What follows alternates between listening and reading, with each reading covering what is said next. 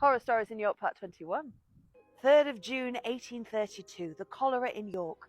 Thomas Hughes was the York ferryman who would transport passengers from one side of the River Ouse to the other. On this day in 1832, he was the very first to be diagnosed with cholera.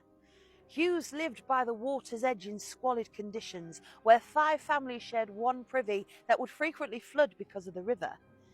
The disease spread to his neighbours, who all began to show symptoms of prolonged watery diarrhoea, vomiting, cramps and dehydration. Most often this would lead to death within hours.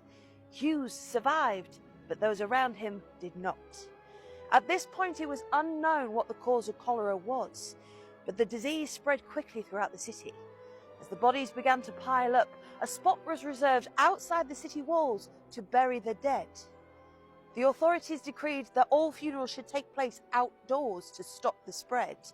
And as more funeral processions were led through the streets, riots began to break out between the scared locals who thought the disease was airborne. They were even angry enough to throw a coffin with its corpse into the river, therefore adding to the problem. Of the 450 known cases, 185 died, and 20 graves still remain to this day. Amazingly, the doctor that would go on to discover the cause of cholera was actually a York native.